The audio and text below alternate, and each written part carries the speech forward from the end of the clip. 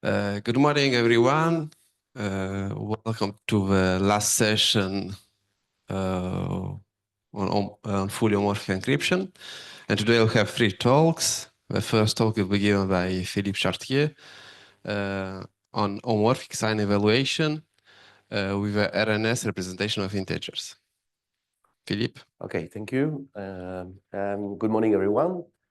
I'm going to present how work homomorphic sign evaluation with in the context of a residual number system representation of integers.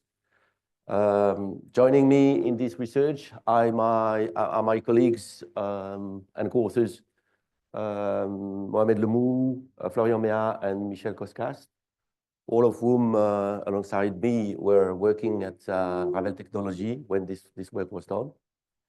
Ravel Technology is a startup company that is dedicated to enhancing fully homomorphic encryption techniques. As far as Mohamed Lemou and myself are concerned, we are now back to our research institutes, namely CNRS and IRMA. So in today's presentation, I will discuss an approach, hopefully new approach, on the homomorphic sign evaluation, which is a crucial component of secure computation when it comes to applications like neural networks or databases. You need comparisons, okay? So let me move to, so just a quick overview of fully homomorphic encryption, as you probably know most of this, or all of you, so I will be very quick. So recently, several startups have been developing after some first phase of latency, say, I've been developing FHE libraries, and Ravel Technology is one of these startups, which focuses specifically on privacy-preserving targeted advertising on one hand and confidential data analytics on the other end. And one of the, well, the reason why Ravel Technology decided to build on TFHE rather than other schemes is twofold. First of all, lattice-based cryptography offers post-quantum security, which is very desirable, of course. And secondly, TFHE features one of the fastest bootstrapping process as compared to other schemes. At least I will say, I will add prudently, at least in terms of latency. Okay. So the techniques that I'm going to rely on has been introduced in some key papers, beginning with the paper by Leo Ducas and Daniele Misiancio on FHU, which introduced a very fast bootstrapping technique in the FHU scheme. And then this was further optimized by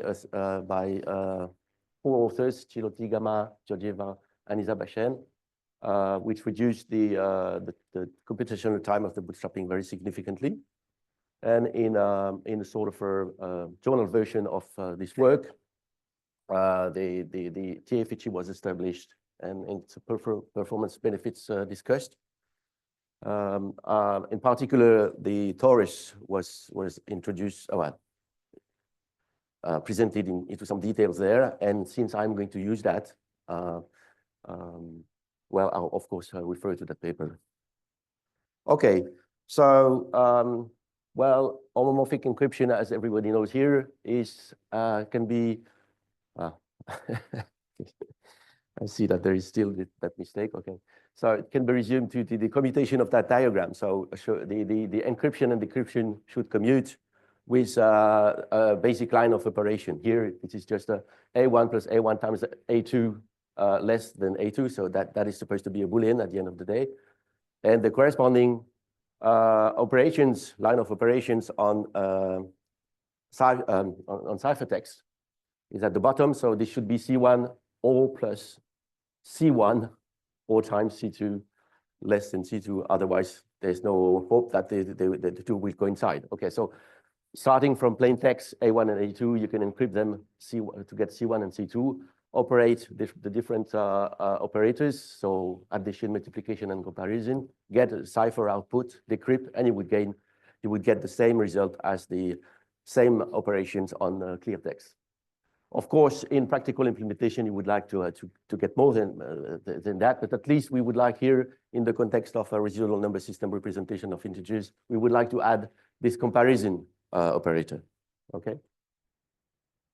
So a few words about not the torus, but the discretized torus, which is just a different, slightly different version of it. So for a capital P, an integer greater or equal to 3, which is supposed to be odd here just for simplicity of notations, we consider the discrete torus that I call here, that I denote T capital P, and with a structure that is essentially inherited from the ring ZP, of course, with some trivial extension of the multiplication operation. So how does it work? I mean, so we decide to represent the torus with some privileged representatives in the interval -1/2, 1/2. Okay. Well, in this context, of course, we want to define a sign. So it really makes sense, of course, to take the symmetric representation. So the discrete torus in that case would be just the elements in the set minus p minus 1 divided by 2p plus p minus 1 divided by 2p up to some integers, of course. Well, so this is very elementary to see that TP inherits the structure, the ring structure of ZP. So as far as the addition is concerned, this is just the addition of the torus, the usual one. And for the multiplication of x and y, which are two elements of TP, you take one of them, say x, multiply it by p to get an element of ZP or an integer, doesn't make much difference. And then you take the module operation by the other component y to get the result of the multiplication of the two, okay? So this becomes a ring in that case. Well, this is really elementary. Now, a few words about the residue number system, which is also written in this context with the discretized tori. Well, this is well-known stuff. So if you have an integer p greater or equal to 3, which is a composite number, so the product of kappa integers pi that are assumed to be pairwise coprime, then you can actually unambiguously represent all elements of the discretized torus TP as kappa elements mu1, mu kappa in the Cartesian product of the tori TP1 times, etc., TP kappa, okay? So I just recall here that TPI is 1 over pi ZPI, and there is a mistake here, so sorry about that. Mu I is P mu modulo pi divided by pi, and equivalently, this is mu I is P mu divided by pi modulo 1, okay? Okay, so the Chinese remainder theorem states that there is this isomorphism between TP and the Cartesian product of the tori, and that this isomorphism can be inverted. And in the context, if we use these tori, discretized torus TP and discretized tori TPI, okay, it's very easy to write the Bezout reconstruction, because we just have the VI, which are the Bezout coefficients, okay? And everything like the pi hat that we have normally, they disappear. Of course, they are just normalizations factors. So that's very convenient to work with these tori. Okay, but this is just, okay, so one of the main interests of considering these residues is that all the computations on TP, they can be done separately on each ring, on each TPI, okay? And this can be done, of course, in parallel, okay? So as far as the addition and the multiplication is concerned, this is extremely convenient to consider this type of representation. Now, just a few words before moving on to the sign itself. Okay, so how do we encrypt these elements of the discretized tori T1, TP1, TP kappa? Well, they're just encrypted in the same way using as usual. So for any element mu of the torus and any secret key chosen at random in a set S with n components, then you form the elements AB, which is the ciphertext. So the A1 and up to 8AN are uniformly drawn from the torus, while the error, which is added, is a Gaussian, is normally distributed. Okay, and sigma here is just a standard deviation. Okay, and you can decrypt this by computing the phase, which is just B minus AS, which so B minus AS is just mu plus the error. And to remove the error, you have to project on the discretized torus. Okay. So if you are in T capital P, this would be P pi this projection. Okay, that's very standard. So to sum up, what we have here is the following diagram. We start from a mu in TP. We encode by taking the residues, project them onto the tori, and then encrypt all the components with TLW E encryption. Okay, so we get a collection or a vector of kappa TLWI ciphertext.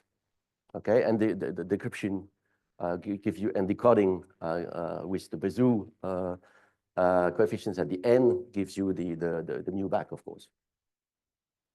So this is the diagram that we're going to use, and the representation of numbers. So a number mu, which is a clear text, is represented by kappa TLWs. Okay. Okay. So let's now move on to the main question here, which is how do we compute the sign of an element in TP? Okay. So first of all, let's define what the sign is. The sign is defined as the sign of the real value, which is the privileged representative of the element of the torus. Okay, so take any element of the torus. There is one representative in the interval -1/2 + 1/2, and then we take the sign of this one.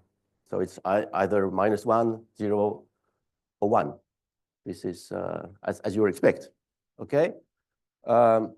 Sorry, just a few words about this, and then how do we? What we wish to get is we wish to get the sign. Well, of course, in encrypted version of that. So some sort of TLWE encryption of the sign of the inverse isomorphism phi taken off on the collections of values mu1, mu kappa. Okay, that's what we would like to get. But of course, what we have in our ends is just the vector of TLWs of the mu I. Nothing else. So just I start with a very simple remark. This is the remaining time. I should hurry a little bit. Okay. So I make this quick. So you cannot get the sign just from the moduli. It doesn't work. Okay. It's clear. You cannot. If you look at the signs from each individual residue, it doesn't give you any clue on the sign of the mu value. Okay, so forget that. Another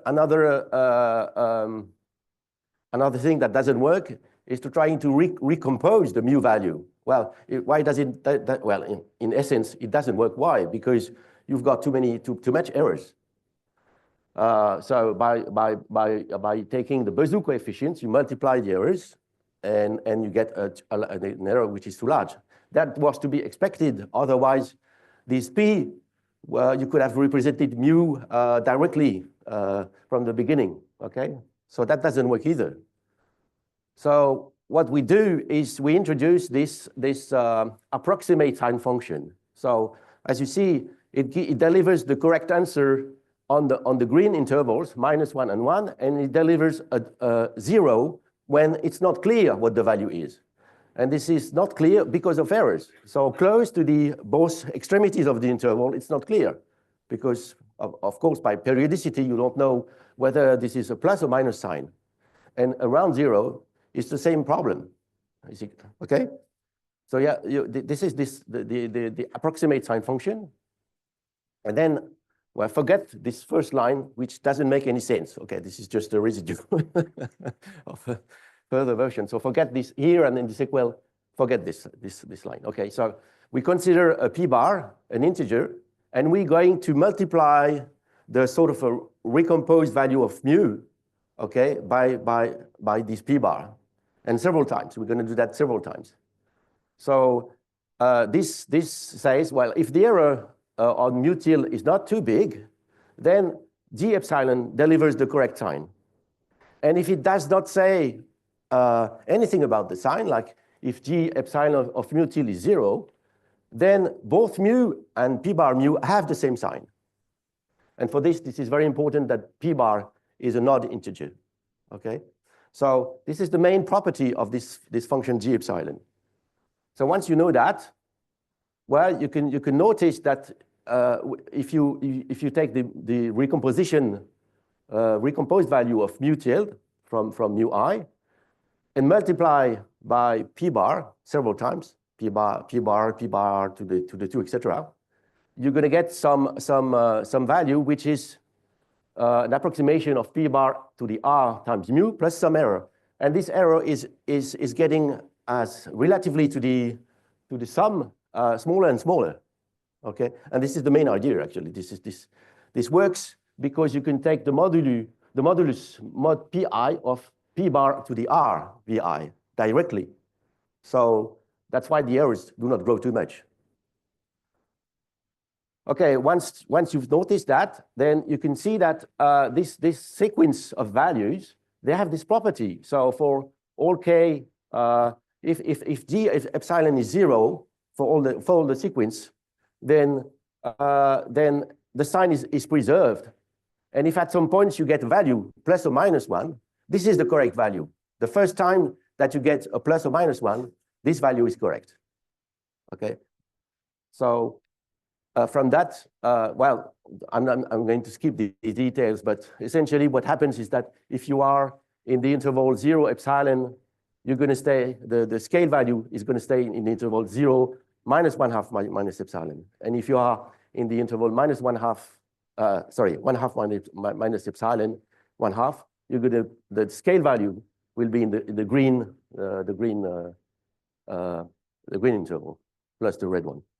So after, and you can show that after some time this will end. So after some time, you're sure that you will get out of this interval and be in the green one.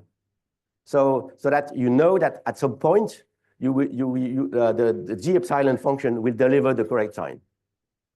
That's the main thing. Okay, so I skip this one, and so this is the main proposition. The main result says, so from some well-chosen parameters epsilon and p bar, there exists a maximum value of R max. So you don't have to consider an infinite sequence. This is a finite sequence. And you know for sure that there is an R star, such that this sequence is 0 until a point where it becomes 1 or minus 1. And if it remains 0 until R max, that means that the sign is 0. So you get the sign with this. And one final trick is that, of course, you're going to get to, you have to encrypt all this. And so you never know in this sequence, you never know exactly when it's going to get the correct sign. So you have to wait the sequence so that the first time you have a result which is different from 0, it's preserved by what happens after. Okay, so you just have to take a weighted sum of this form, which that's the trick. Okay, and I'm not going to give any detail about how you actually translate this into an homomorphic version, sequence of operation. That's not very difficult. The only thing is that you have to use a bootstrap for G epsilon. Okay, so this G epsilon is obtained through a bootstrap, and this is of course the costly part. And this sum here, this from 0 to R max, in practice, it has to be split into a few pieces because after a while the errors are too big to get the correct answer. Okay, so I'll finish just in time, actually, with a few computational time. So just to give some ideas for 32 bits and 42 bits. And this I make just a comment. So these are the computational time for the multiplication, the identity, the equal operator, the plus, the addition, and the sign. Okay, and these p fail. What does it mean? This probability. This is the probability that the sign is not correct. Okay, so because of the several bootstrapping that you have to use to get it, there is a probability that it doesn't deliver the correct result. And but you can adjust the parameters so that it gets something. You get something below 10 to the minus 9 or 10 to the minus 12. Okay. Okay, so I think this concludes my talk. So the interest really is that we can get a sign here for, well, let's say 2 or 3 times the cost of a multiplication. Okay, thank you very much for your attention.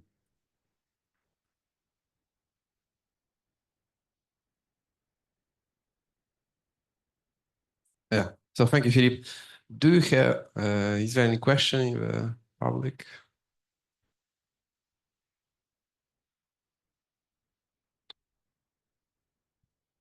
If not, yes, go ahead. I don't.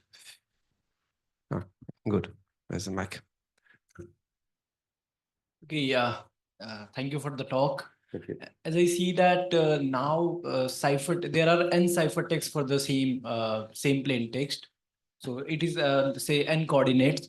Then computation will be performed on each ciphertext. The same computation will be performed, and then bootstrapping will also happen for all the ciphertext. So will this cost something or? No, actually, you never have to perform a bootstrap for individual components.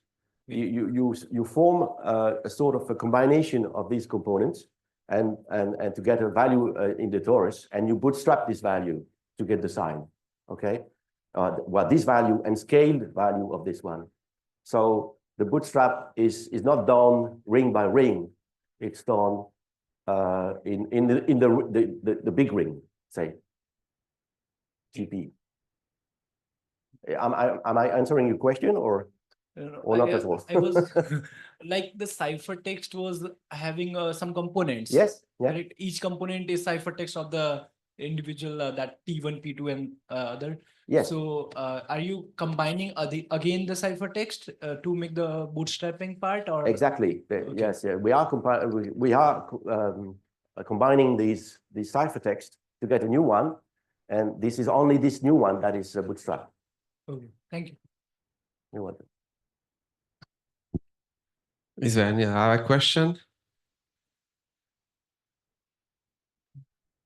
I have a small question. On the previous slide, you have the addition here. Yes. Which is microseconds. So I suppose it's element-wise addition of. Yes, okay. of so how do you deal with a negacyclic property? Oh well, it would be a bit long to explain, but it's not difficult actually. Because p are primes, so you don't use okay. Sorry. Yeah, there is a negacyclic. You mean for the bootstrap? No, I mean for addition, because when you add, if you go, yeah, for okay. I see. Go, no. No, if In you your add, question, yes. if you add, Yeah. nothing wrong happens. Yes, I'm sorry. Yeah. Don't worry. Okay. Let's thank the speaker again.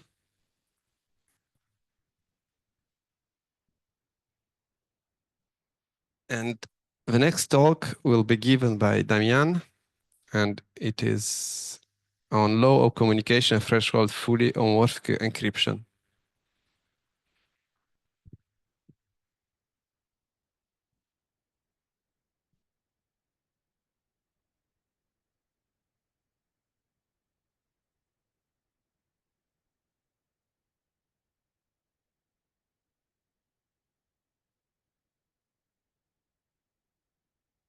Okay.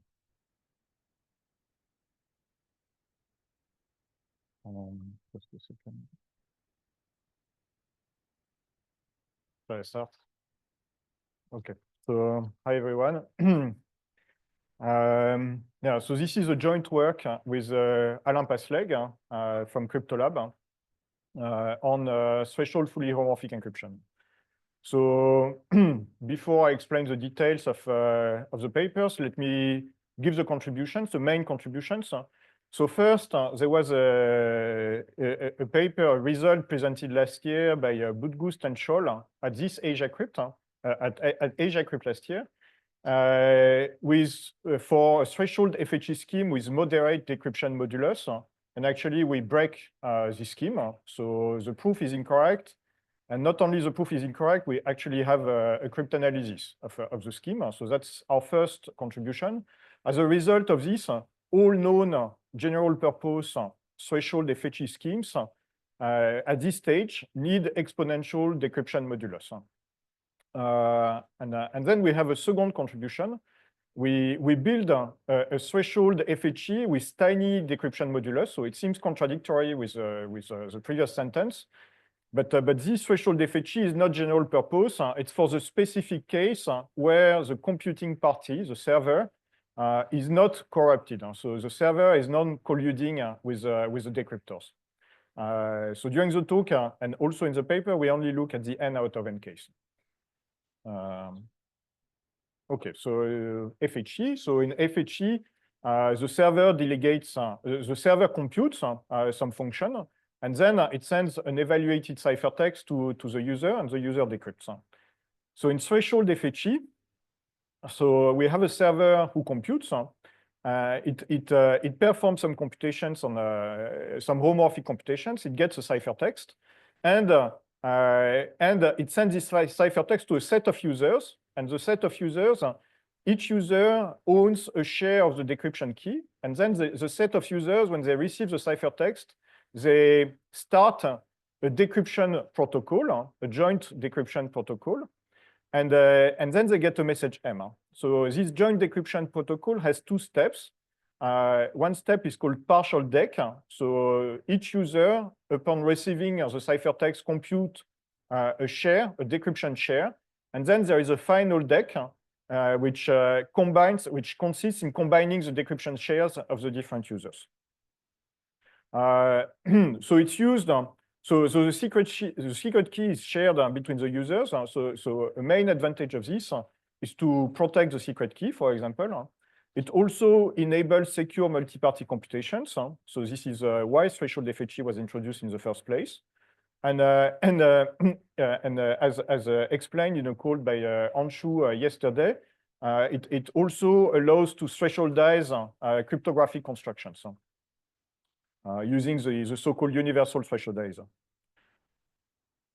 Okay, so what's the security? So here I'm a bit informal because going precisely into the security model is quite cumbersome. So let me explain what the adversary can do. So first, the adversary can corrupt up to n-1 users.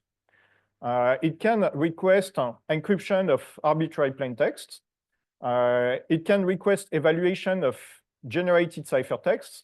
It can request decryption of any generated ciphertext. So this means that the challenger keeps a list of everything that has been generated so far, as well as the underlying plain text.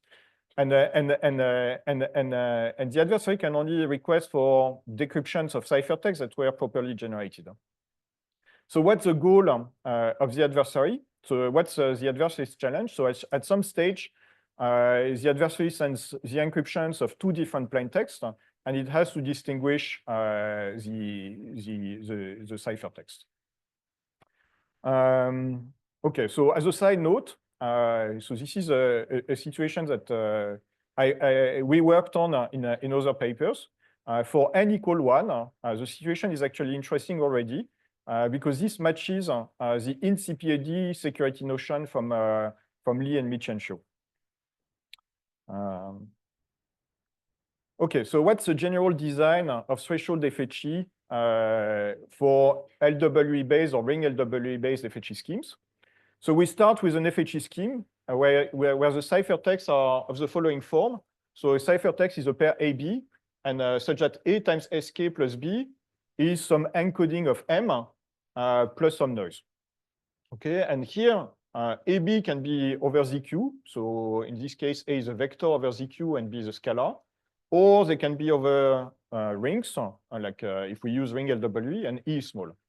Encoding can be encoding in the most significant bits. If you think of BFV, it can be in the least significant bits. If you think of BGV, it can be somewhere else. If you think of CKKS, doesn't matter too much for what's coming. And then, given this FHE, the principle is to split the key additively. So SK is the sum of the SKIs. Each user I gets SKI. Part deck consists in computing A times SKI plus some EI with some noise, so a noisy version of A times SKI. And fin deck, you take all the shares and you compute the sum of the shares plus B. So B plus sum of the A times SKI, which is close to ASK plus B. So that should be close to the encoding of M, and then you decode the encoding of M. Okay, so then there is a question about this noise EI. So the decryption noise. So the size of EI drives the size of the ciphertext modulus at decryption time. Because if you add an EI which is bigger than the modulus, then you don't get any meaningful results. So you set the modulus a bit larger than what EI has to be. So it's important to look at the size of the decryption noise because it drives the modulus, the ciphertext modulus. So it drives the communication complexity, the communication cost at decryption time. So, okay, so two simple observations. So if EI is 0, it's not secure because if EI is 0, then the adversary, maybe the adversary has SK2 up to SKN. And by looking at share 1 is A times SK1. And it knows A. So it knows A and A times SK1. So if there is no EI, E1, then the adversary can just recover SK1 by linear algebra. So then it gets a secret key. So that gives an attack. The other solution is to take oppositely. You can take exponentially large noise, and then it hides any useful information. And you can actually simulate the adversary's view. So in this case, it's secure. So zero noise, totally insecure. Exponential noise, secure, but not so efficient because if the noise is exponential, you also need the ciphertext modulus to be exponential. Okay, so let's try to see what happens in between. So instead of 0, an EI, a noise which is 0, let's take a very small noise, like of the order of poly of lambda times the size of the decryption noise, E. Then what the adversary can do is average out EI in the ith share. So for example, you have a ciphertext, so you have an A, and then you ask for decryption of this A, you get A times SK1 plus E1, and then you ask for decryption again. So you get A times SK1 plus E1 prime, and again, A times SK1 plus E1 second. And then you can just average out the E1s, and you recover A times SK1. So you are back to the zero noise case. So what this shows, what this attack shows is that if you want to get security against these averaging attacks, you need the noise to be at least as large as poly of Q deck times E. where QDEC is the number of decryption queries. So if the noise is growing growing as a number of decryption queries, then this averaging attack doesn't work because you don't have enough decryption queries to average out. So that's a very interesting question. So it seems to be kind of the limit intuitively. So can we get threshold FHE secure with a moderate noise, which grows polynomially with the number of decryption queries? Okay, so there are positive and negative results about this. So a positive result in a paper I co-authored with Shweta Agrawal and Anshu Yadav is if you use threshold FHE to thresholdize the signature schemes, then it's fine. You can use Rayleigh divergence to prove that such moderate noise flooding is sufficient. Oppositely, so there is this paper by Lee, Michiancho, Schultz, and Sorel, not focusing on threshold FHE, but on INCPAD security, but the attack actually also works for threshold FHE. You assume you encrypt 1010, no, sorry, 1010 or 00. So you encrypt pairs of plain text.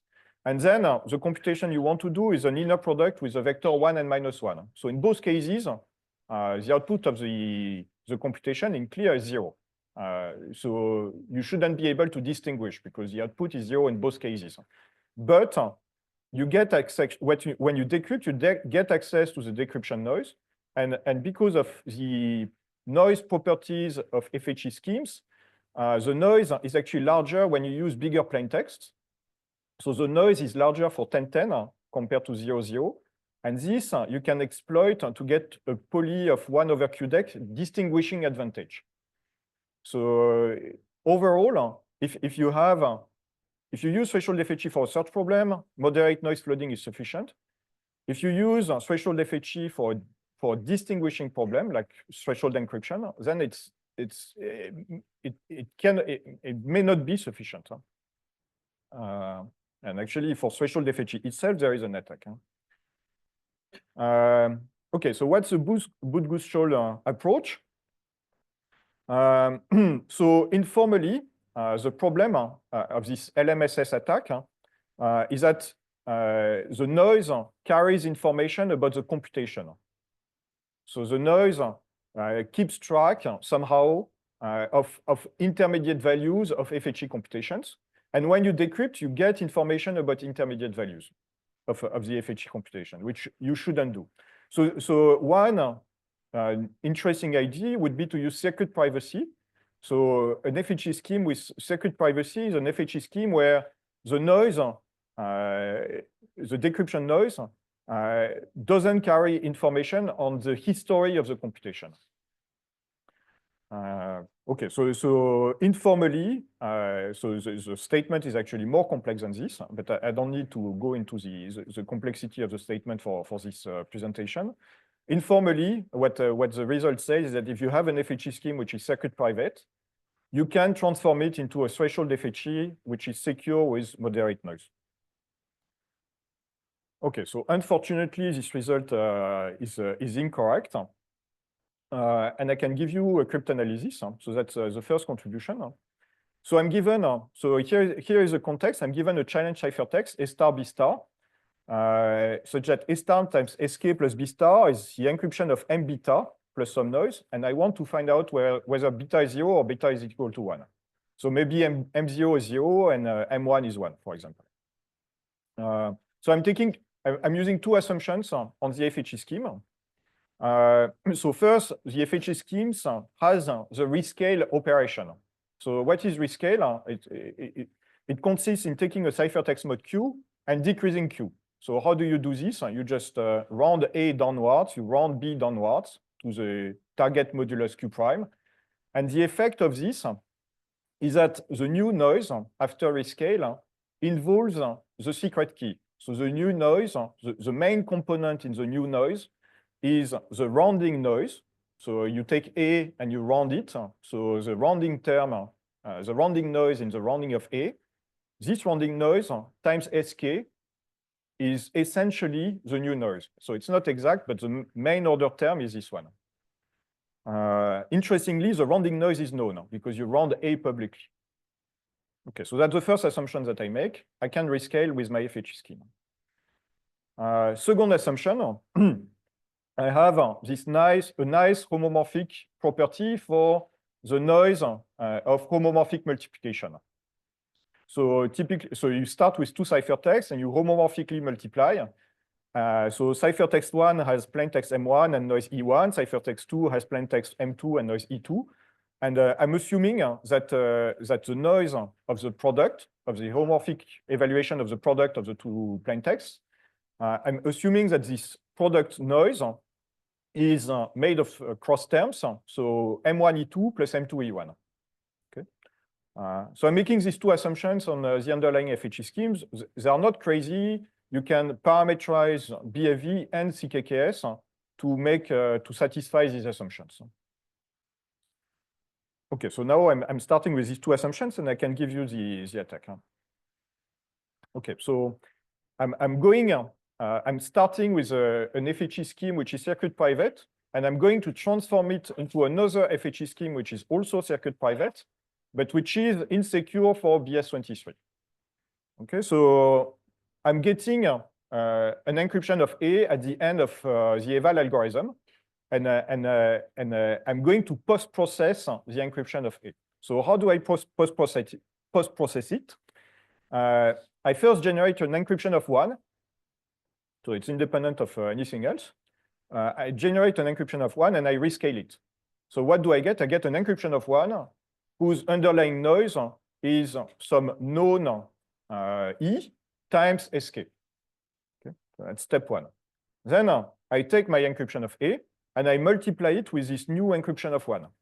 Okay, so then the new noise, the dominating term in the new noise is a cross term. It's the plaintext A times the noise E round times SK. So now I have a new ciphertext for A whose underlying noise is close to A times E round times SK. So how do I use this? So first, if the initial scheme is circuit private, then so is a modified scheme because I'm not modifying the history of the computation. So the history of the computation is not provided in the decryption noise. And how do I make the attack? I request an encryption of the most significant bits of A star, where A star is part of the challenge ciphertext. So why do I do this? Because I want to get A star times SK. So I'm taking the most significant bits so that they fit into the plaintext space. And then I'm applying my routine on the left on these most significant bits. And when I decrypt, I recover most significant bits of A star times E round times SK.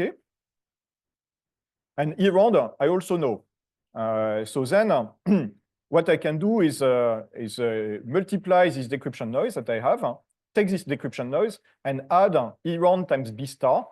And this is close because of the decryption equation. It's getting close to E round times the encryption of M beta. And using this, I can distinguish if the decryption modulus is small because I get something which is either small if M beta is 0, or something which is really not so small if M beta is 1. So that's the principle of the cryptanalysis. Okay, so there is a deeper issue with BS23 in that current circuit privacy techniques require the server to inject randomness. So what we know at this stage is either noise flooding, so you need to add randomness to get circuit privacy, or what's called the washing machine, and it also requires randomness. But the server is possibly a corrupted user. And then if the server is injecting randomness and the server is corrupted, then it's not random to the adversary. So there is a kind of logical contradiction with this approach. There is something hard to solve. So we don't solve this. So instead, we propose a model, we consider a model where the server is non-colluding. So because the server is non-colluding, we can let the server use randomness. and it will be random in the view of the adversary. So the model is similar compared to threshold FHE, except that now I'm using a third algorithm, which becomes number one. So server deck. So server deck is the first step of decryption. It's performed by the server only. And the purpose of it is to randomize the ciphertext. So at decryption time, the server first runs server deck, and then it sends the resulting randomized ciphertext to the users who run part deck and fin deck as before. Okay, and so one question is whether this model makes sense. And my answer to this would be, it depends. So it depends on the applications. So one application for which it would make sense, for example, is say you have different companies that don't trust one another and want to do statistics on data of their own. Okay, and because they don't trust one another, they are going to delegate the computation to a cloud provider. And in this model, somehow all the companies trust that the cloud provider is going to do the computation faithfully.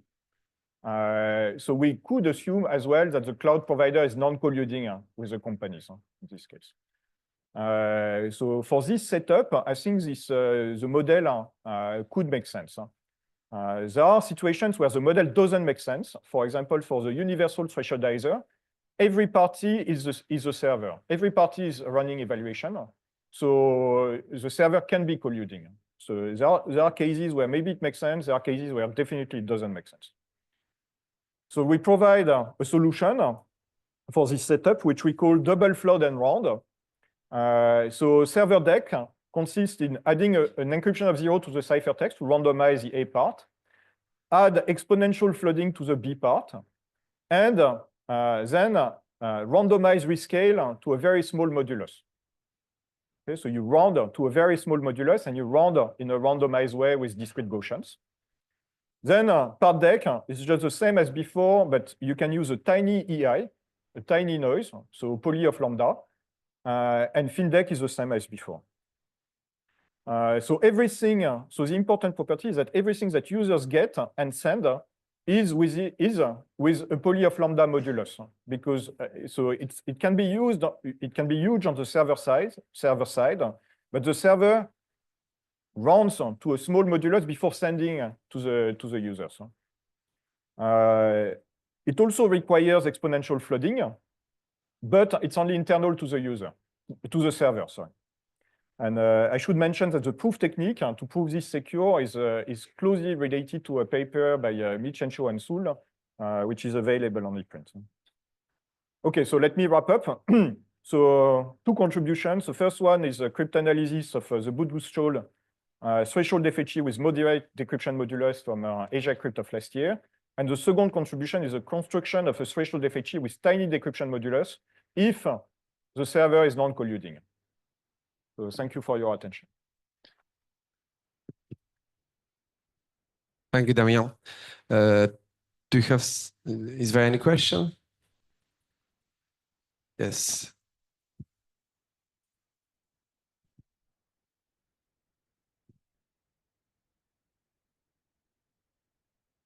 So thank you for the talk. I have a question just to see if I understood everything correctly.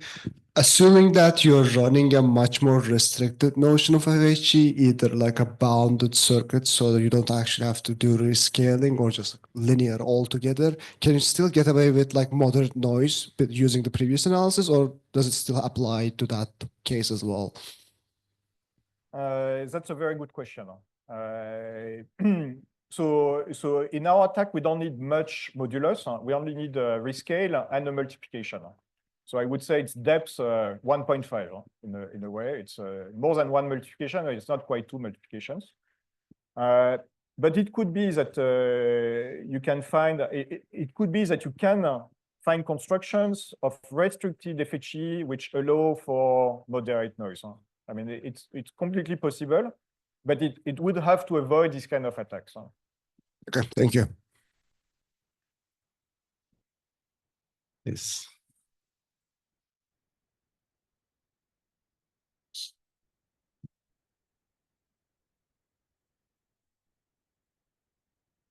Yeah, I have a question like in the case of when there are threshold n number of parties, here the sharings, the secret key is distributed among these parties, but these parties are fixed for the whole computation. Yep. So do you also consider in future like a dynamic participation, or some parties may leave or some party may join, and then also computation should not be harmed? That's a very good question. So there is an extension of threshold FHE called multi-key FHE, which allows dynamic groups or to not know in advance exactly who is going to contribute to the computation. I don't know if this extends. We didn't look into it.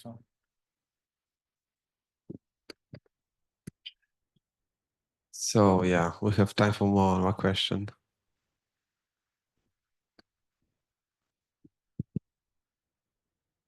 Right. So does the is it really necessary to do an out of n? It seems like you can do a threshold as well, or no? Sorry, can you repeat the question? I didn't understand. Yeah, you said it's for n out of n. Yeah. But it seems that you can do also threshold, no? Yeah, so that's also a very interesting question. Indeed, I mean, you could. So the scheme that I presented functionally works with T out of n, but we don't know how to prove it secure. So there is a difficulty in the simulation proof, which we don't know how to solve. And if I remember correctly, so the Mitch-Henshaw-Soule paper that I mentioned that has a very similar proof technique also has the same limitation, if I remember correctly. I see, very interesting. Thank you. So thank you, Damien. Let's thank the speaker again. And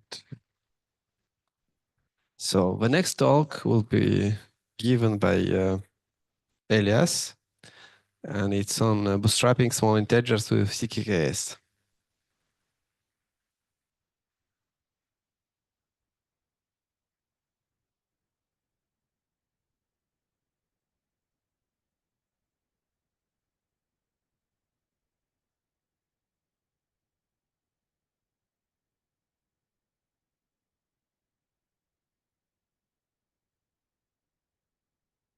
You can hear.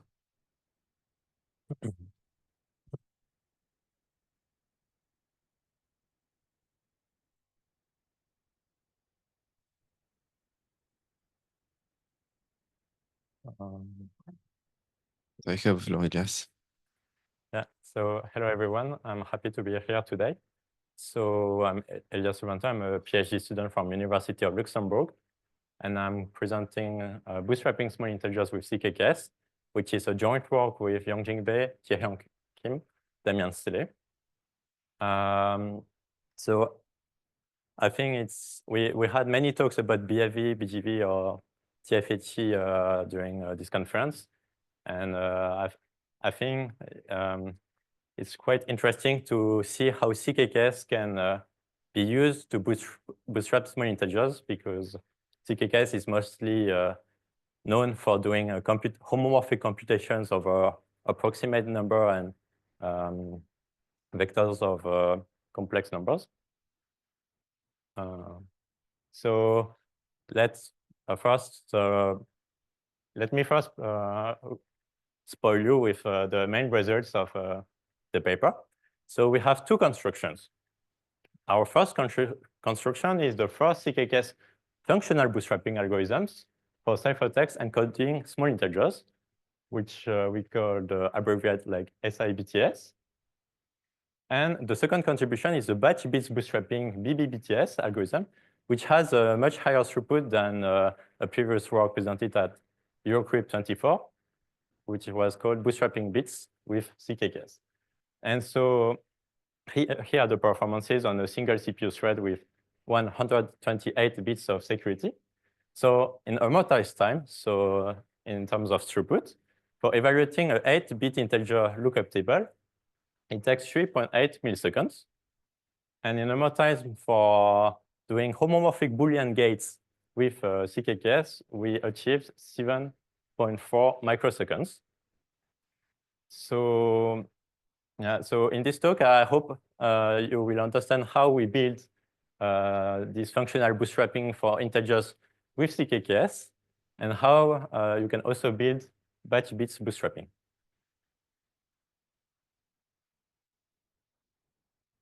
So let me recall some FHE background, especially about bootstrapping, because different schemes have different bootstrapping. So in fully homomorphic encryption is a cryptographic primitive that allows computation over encrypted data.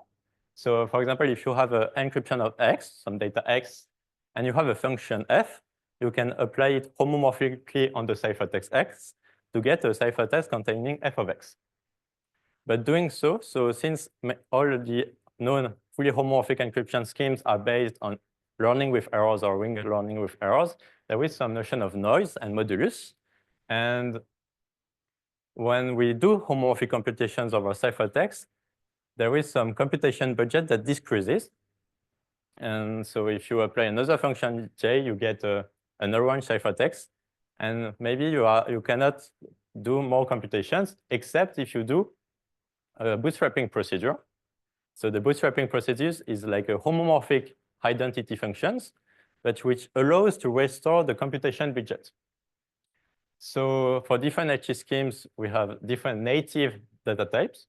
So BGV, BIV can do computation over finite fields, TFHE over integers, and CKKS is mostly known for floating points. But the computation budget is different in these different schemes. Especially in CKKS, the computation budget during computation is the modulus. So during CKK ciphertext is a high dimension ring LWE with high modulus, which is bounded for security reasons. And during homomorphic computation, especially during multiplications, since we have a rescale operations, we lose some modulus. And so at some point, CKKS cannot do more computations for very deep multiplicative circuits. But we have bootstrapping procedures that allows to restore the modulus. So it's mostly done with a mod raise, which consists in viewing the ciphertext at the low modulus as a ciphertext with high modulus. And then you do homomorphic linear transformations to place the coefficient into slots.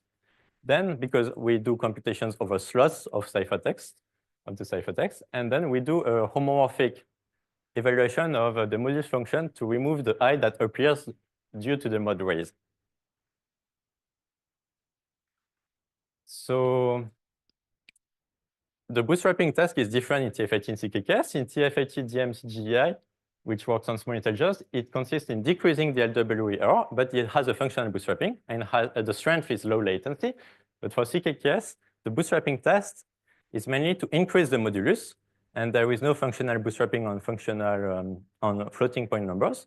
But the main strength is high throughput. And so with bootstrapping small integers, we add a functional bootstrapping in CKKS meant for integers. And with this bootstrapping small integers, we can, at the same time, decrease the learning with errors and increase the modulus. And we have very high throughput to do functional bootstrapping over small integers. So let's go into the construction or the design of this new algorithm for bootstrapping small integers with CKKS. So we have mainly 3 ingredients and 3 building blocks for this new bootstrapping for small integers with CKKS. So the first one, we will not go into details, but when you have many ciphertexts learning LWE ciphertext, you can pack them together in a ring LWE ciphertext. So if you have many LWE encryptions on integers, you can put them in slots of a bigger ring LWE ciphertext, so you can operate it with CKKS. The second ingredient is Hermite interpolation. So Hermite interpolation allows to map points to arbitrary points, but you can also control the derivatives of this interpolating polynomial. And especially if you use 0 derivatives constraints during this polynomial interpolation, you have a cleaning property in approximate homomorphic computations. So it allows to decrease the LWE error. And since you have an interpolation, you can choose the output points. So you can choose the lookup table you evaluate during this bootstrapping. And the third ingredient is int root boot, which is a CKK's bootstrap mapping integers to roots of unity. So I will explain later why we have a CKK's bootstrap that maps integers to roots of unity instead of other mapping. So zero derivative is not an idea that we introduced. It's already present in a previous papers called Bleach. And the idea of Bleach is like to use CKKs to compute homomorphically over discrete data. And so, for example, for bits, you can encrypt bits as CKK's approximate number. So on the figure, it's a noisy 0 and noisy 1. But Bleach introduces a cleaning function. So basically, it's h1x equals 3x2 minus 2x3. And it has zero derivative at 0 and 1 points. So when you compute these functions over very noisy encryptions of bits, you get clean bits. And so you can do homomorphic computations over discrete data and control the noise in CKKs. And it could be generalized to integers thanks to Hermite interpolation, but integers are quite appropriate for interpolation in general because you have some oscillations phenomenon. Instead, we choose roots of unity, which is a much better grid, which offers numerical stability. And interestingly, we remarked that CKK's bootstrapping is extremely convenient to map integers to complex roots of unity. So this is the roadmap of int-root boot, which is quite similar to CKK's bootstrapping, except that we replaced the usual eval mode polynomial approximation by eval-exp, which outputs roots of unity. So there are two parts in CKK's bootstrapping, a linear part, which is a homomorphic DFT S2C and C2S, which works very well with bits, but you can put more data. It will not increase the cost of the computations. So even if you put integers in these computations of floating point, this part has the same cost. And for eval-exp, it also doesn't depend on the size of the data, which is quite interesting. So even if you have 10 or 16 bits integers, the cost of all these steps will be the same. And usually eval-exp is interesting because it removes the I that appeared at mod raise. And this construction is quite similar to the scheme switching from TFHE to CKKs of Chimera, which is a work about scheme switching. So for more pros for eval-exp, so first it's periodic, so you remove I, so you have correctness. It outputs roots of unity, which have many benefits, like good numerical stability. You can use conjugation. In CKKs, you have an additional operation, which is conjugation of slots, which can be used to improve efficiently. And we have, and to allow to save a level during polynomial evaluation. And it also has, we can also extract, decompose the exponent of a root of unity quite easily when we have a root of unity. And an additional benefit is reduced modulus consumption. So we have no gap between the scaling factor and the bottom modulus Q0. So in usual CKKs bootstrapping, there is such gap. So if you combine all these blocks, so int-root boot, so you map another integer m into a root of unity, and you use Hermite interpolation, then you can get, for any arbitrary lookup table f of m plus an error that is basically squared if the derivatives are 0. So you have a smaller noise, and you evaluate a function at the same time. But while int-root boot doesn't depend, int-root boot doesn't depend on the cost of int-root boot doesn't depend much on the precision of the quantity of bits. Hermite interpolation really depends on how many bits integers you have. So basically, Hermite interpolations really depends on the bit size of the data, but it's quite negligible before 7 bits, I would say. So one side remark is that eval-exp and Hermite interpolation can be seen as a trigonometric Hermite interpolation. And you can also cancel higher order derivatives if you want to have even smaller noise as outputs. So now we have the design, we can optimize it. And we want to optimize the modulus because it's our computation budget.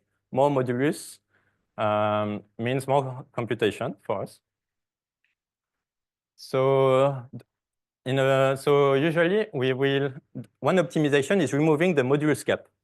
So the modulus cap was used in CKKS for floating point numbers because we have to do a homomorphic modulo, which is implemented as an approximation, polynomial approximation of sign. However, approximating is very difficult on the whole domain because it's quite discontinuous. So we prefer to approximate it near the interesting points. That's why there is a 10 bits modulus gap between the scaling factor and Q0. But we can remove it. So it's the same trick as in the bootstrapping bits paper. So if you remove it, you can basically put the bits at the extrema of the function. So there is no modulus gap anymore, and you have even derivative. So with eval_x, you can have the same trick. You don't have to put a modulus gap or such a trick. You can just basically compute cosine and sine, so which can be computed with 2 eval modes, like the same polynomial approximations as before. And so no modulus gap. It actually saves quite a lot in the eval mode. So here we have 3 parameter sets. And in each parameter set, we have a moduli chain. So each block is a modulus level that is consumed during rescale. So in the Bleach paper, we had like 7 multiplication level. And the bootstrapping, as you can see, consumes a lot of modulus. But in the bootstrapping bits paper, they remark that first, since you deal with bits, you don't need too big scaling factor. You can reduce the scaling factor. You can have low precision. But in counterpart, you have to do some cleaning regularly. But since we remove this modulus gap in the eval mode, there is this saves a lot of modulus during eval mode and C2S. And interestingly, we have the same optimization for bootstrapping integers. Eval_x is maybe a slightly more precision because we deal with integers. So more multiplicative levels means less frequent bootstrapping. It also means you can do more computation before bootstrapping. So in total, to sum up, you have a much better throughput when you optimize such bootstrapping. Just these optimizations rely heavily on the fact that the data is discrete. So what kind of application of small integer bootstrapping we can have? So one application is bypassing TFHE. TFHE is very known for its functional bootstrap for integers. So let's say you have 120 LWA encryptions of 8-bit integers. And you can use TFHE to bootstrap them individually. For 8-bit integers, the benchmark is 0.5 seconds on single CPU thread. But if you use our method for bootstrapping small integers via CKKS, you can pack them with a ring packing. The cost of a ring packing is quite negligible compared to CKKS SIBTS. So you pack them. You do only one bootstrapping, not 120. But this bootstrapping is a bit more costly. It's 15 seconds. And once you bootstrap them, you can extract each LWE ciphertext from the ring LWE basically for free. And you have basically the same result. So even in terms of latency, if you have more than 30 ciphertexts for 8-bit integers, our approach is better. And in terms of throughput, it's still 15 seconds, even if you have 4,000 LWE ciphertexts. And if you use TFHE with a single CPU thread to individually do every bootstrap, you would have to wait 1 hour. So here's the table with some experimental results. So this is the result for TFHE. So it's for 8-bit integers. I forgot to put it on the slide. So for one input LWE ciphertext, you have a functional integer bootstrapping in 0.5 seconds, which gives an amortized time of 0.5. There is another work using Biavia, I believe, that also do amortized functional bootstrapping. So for 2 to the 15 LW ciphertext, the integer bootstrapping is 220 seconds, which results in an amortized time of 6.7 milliseconds. And our work deals with, we try to not take a too high number of LW ciphertext because we also wanted to have a low total running time in latency. And so using some strict like thin bootstrapping. And we got 3.8 milliseconds for each 8 bits integer lookup table. Another application is batch bits bootstrapping. So interestingly, if you have like 10 ciphertext encrypting bits and you want to bootstrap, one approach would be to use the bootstrapping bits method from Asiacrypt 24 and to bootstrap them 10 times, or 5 times if you use complex bootstrapping. But instead, what you could do is to pack them into an integer. So basically, you have many bits and you combine them, it gives an integer. And you use, so you pack them into an integer, you use int root boot. So for all this, you bootstrap only one ciphertext, but you had 10 bits ciphertext. So you save a lot of bootstrapping, but in counterpart, you have to extract each bit. So this is done via polynomial evaluation. It's quite interesting because when you extract the bits, if you look at the extracting polynomials for each bit of the exponent of the roots of unity, they have a very specific structure, and we have a very efficient methods to evaluate them. But if you pack too many bits, the bit extractions will be too costly. So we find the sweet spots to be like 10 ciphertext bits. And the main result is that the amortized Boolean gate time, so amortized over levels and over threads, is 7.4 microseconds, and it's still on single CPU thread.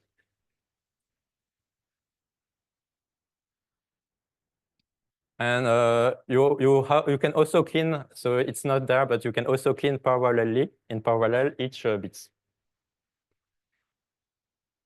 So to conclude, we have like two methods: a new CKKS bootstrapping, which can functional bootstrap integers, and it's specifically optimized for these integers. And the building blocks are the Chimera scheme switching, or called int root boot, and Hermit interpolation from the roots of unity to any data you want. And another method, which is batch bits bootstrapping, which gives an even higher throughput than the previous work. Thank you, Elias.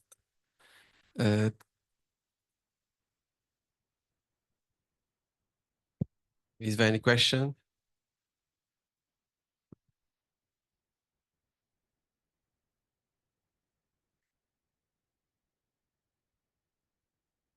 If not, I have a question because you said you do the functional bootstrapping and after you have some levels, some budget for do more computations. So do you think does it make sense to not leave a budget after bootstrapping and to do like you do in TFHE, you do functional bootstrapping such each and you do your computation using only functional bootstrapping or so? No, do you think it makes sense, or you think both walls like arithmetic circuits and functional bootstrapping should be used together? So I think there are like two frameworks. So one framework is doing discrete computation with CKKS, which is very good for high throughput, like in Bleach. The other framework is TFHE, which is quite good for latency. What we saw here is that if you have many TFHE DMTGI ciphertext, it's better to go through CKKS to functional bootstrap them. So even in the framework of TFHE, if at some point you have too many DMTGI ciphertext to functional bootstrap, it's better to go through CKKS. But for applications that need high throughput, like for example, if you want to do homomorphic AES of some reasonable data, it's much better to go through CKKS to get reasonable timing. Okay, thank you. So another question: what's the minimal size of a ring or number of slots you can use because I suppose when you said 2 to the power 12, is there, can you go down below this? I mean, you can pack less LW Yes. ciphertext, but the bootstrapping time will be the same, basically. Okay. You can pack more, actually. We have a higher dimension. No, because I think the number of slots depends on the ring size of you're using. So if you lower the ring size, you'll have less slots. Oh, yeah. So But will the running time be faster? Maybe not amortized one, but. So CKK's bootstrapping, as you see, consumes a lot of modulus, and for security reasons, we need a ring dimension to be at least 2 to the 13. Okay. That's really the lowest, but it's more like 2 to the 15 or 2 to the 14. Okay, so that we need. okay, so this is a low bound. Thank you, Elias. So let's speak again. And this concludes this session. And I think we have covered. So thank you.